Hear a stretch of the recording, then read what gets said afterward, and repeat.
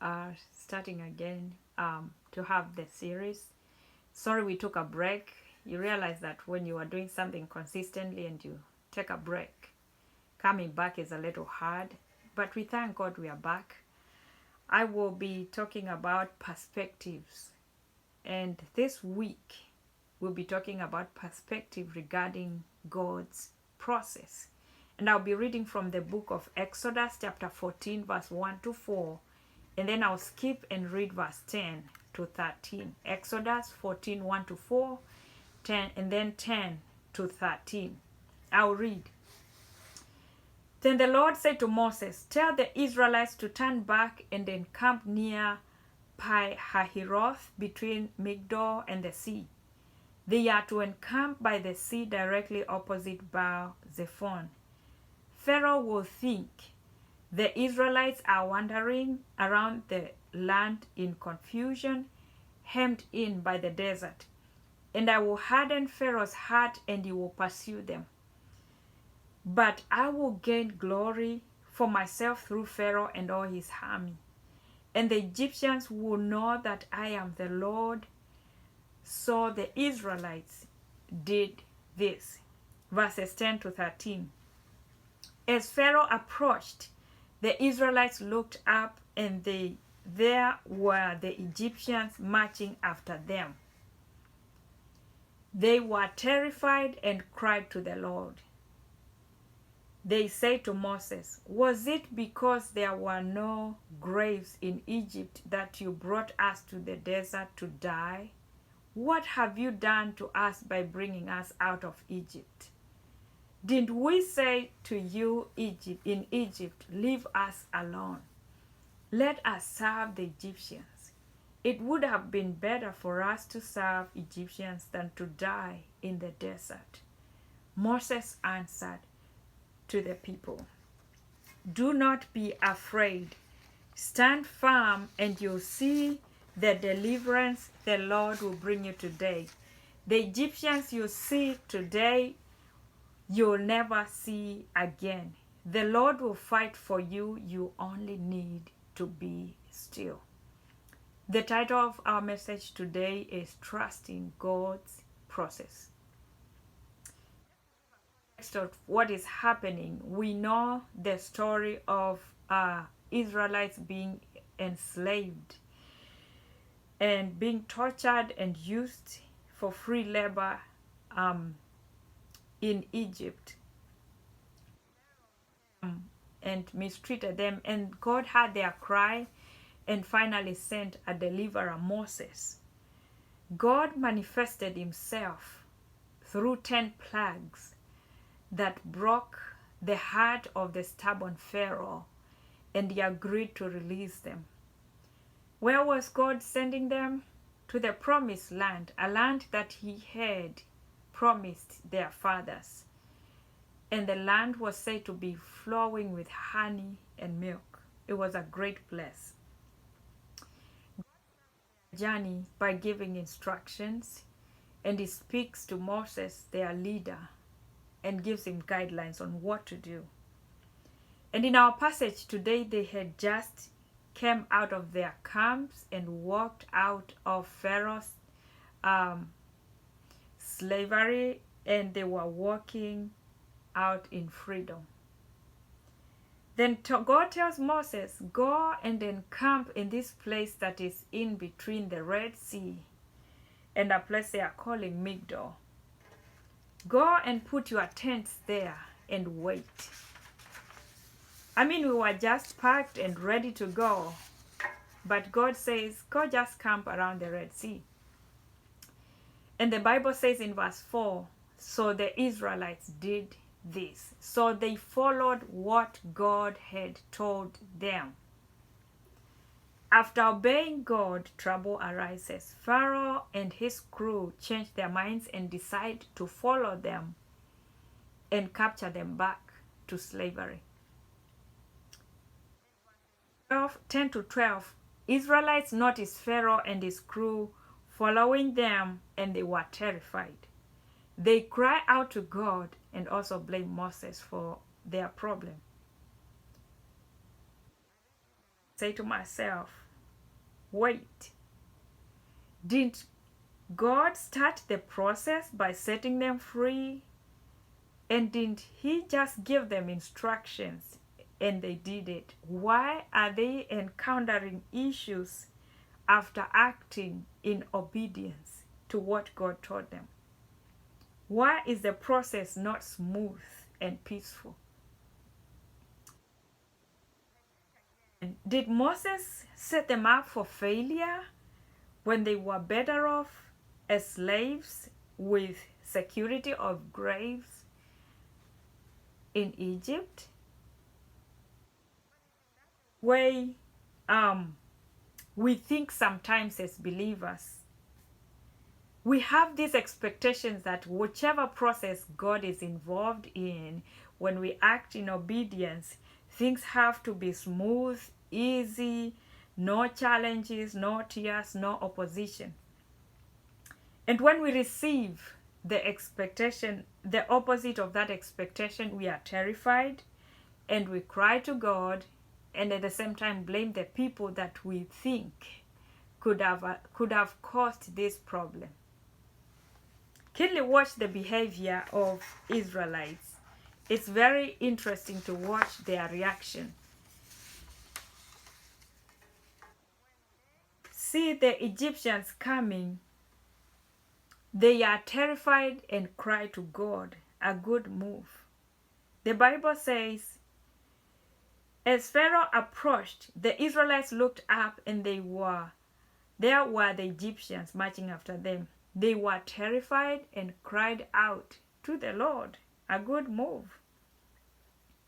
But what do they do later? Tensions mount and bad things start happening. The first thing, they blame Moses. What have you done to us by bringing us out of Egypt? They tell lies. Moses, didn't we say to you in Egypt, leave us alone? Let us serve the Egyptians? They didn't tell Moses that when they were coming out of Egypt. They were just making up lies. And the third thing they do that is wrong, they idolize their dead past. They say it would have been better for us to serve the Egyptians than to die in the desert. Idolize a past that was painful, that had no freedom, that they were mistreated, that they did not have a life in the first place. It was a dead past. I would say that when emotions take charge and during distress, that may not be the best time to say much. All that they do is because they are in distress and they say a lot of things that were not good. And I have a question for you today. Are you stuck in a situation where you started a journey with God smoothly, but face setbacks and you are doubting if God was a part of it in the first place? Are you complaining of the present situation, disappointed at someone you think they ruined everything for you? Are you discouraged by the setbacks you have faced in your journey and you have resolved to idolize your past and leave your past and see the big plan that God had for you as an impossibility? Acted in obedience, but down the path you encountered overwhelming challenges and you are at the verge of quitting because you feel confused and unsure. My word of encouragement today for you, as I encourage myself in my journeys, is that we need to trust God's process. Trust God's process. The biggest challenge that we face is that we have a mismatch that exists between how God's process looks like and what we think. Our expectations, and we have constantly been told that it should be easy, it should be smooth. However, sometimes it's not always smooth. And how is God's process? How does it look like? I would say that God's process is ordained by Him. He initiates it and is part of it. He fought Pharaoh and released the Israelites from his hand. He was part of this journey from the beginning. And I would say He also follows up with a process that He has initiated. He guides them. He remains in touch with Moses and gives him instruction.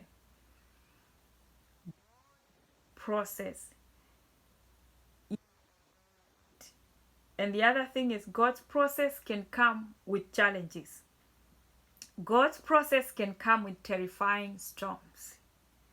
Just because God is part of the journey, that doesn't mean that it will be free from setbacks. Do not be deceived to think setbacks mean absence of God in the process. Setbacks can be part of God's process. He can allow them or He can cause them. In this case, He caused it. Verse 4 says, I will harden Pharaoh's heart and he will pursue them. That is God. And why the setbacks? Our next question. I would say setbacks manifest God's glory. The Bible says, I will harden Pharaoh's heart and he will pursue them, but I will gain glory for myself through Pharaoh's army. And the Egyptians will know that I am the Lord. Though the Israelites feel frustrated, on the flip side, the pagans will have an encounter with Yahweh, the true God. Egyptians were used to being lords over Israel. Through their rebellion, they will get to know and meet the Lord of Lords, Him who reigns above all the kingdom and rulers. Setbacks while acting in obedience, glory. So do not be discouraged. I would also say that He uses setbacks to prepare us for the next phase of journey. Think about it. How were they to face the intimidating wall of Jericho if they had not encountered difficulties prior to that? So this challenge prepared them for difficult things that were to come in future.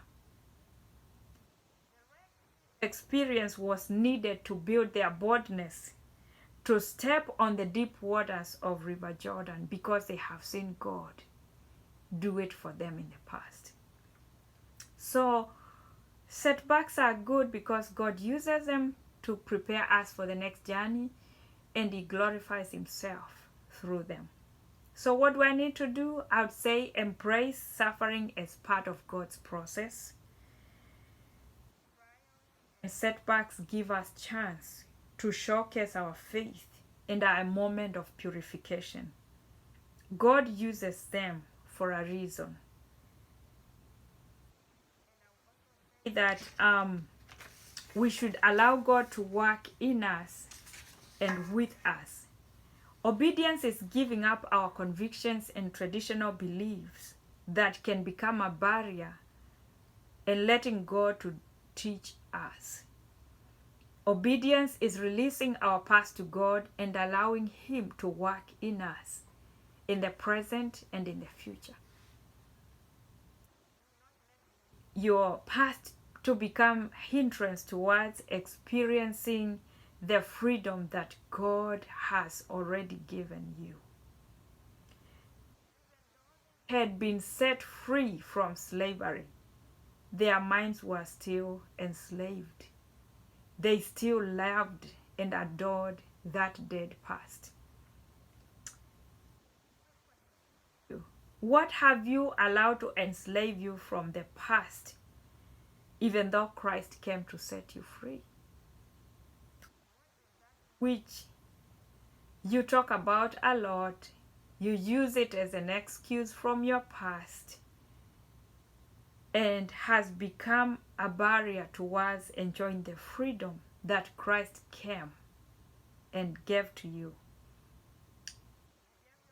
Christ, but you are still attached to it and keep talking about it. God is saying, allow me to work in you and with you. Do not get tied by your past and miss the present glory and the future blessings that I have for you. Romans says, be joyful in hope, patient in affliction, and faithful in prayer. Patient in affliction. Way to handle God's process. We say the first thing is to allow God to work in us. And we are also going to say that we will pray. When we encounter this, pray. When stuck in between Red Sea and opponents, it can be stressful and confusing.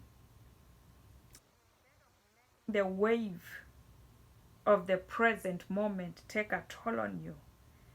Talk to God how you feel, because it can help steer your heart towards the right thing and the right attitude. Psalm is a good book that has a lot of lamentations. David speaks to God while in different seasons and is very open.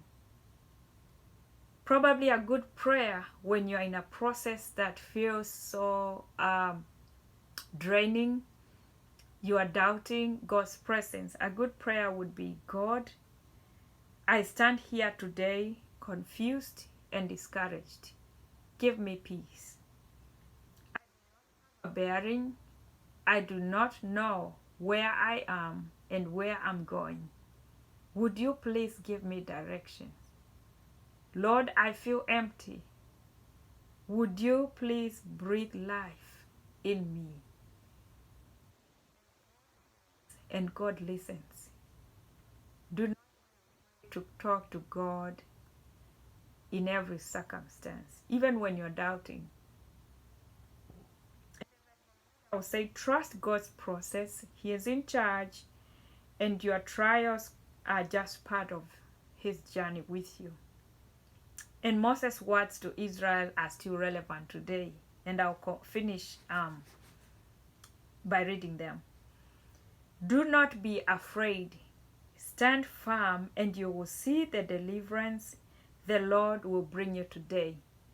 The Egyptians you see today, you'll never see again. The Lord will fight for you. You only need to be still. Have a great time. Thank you.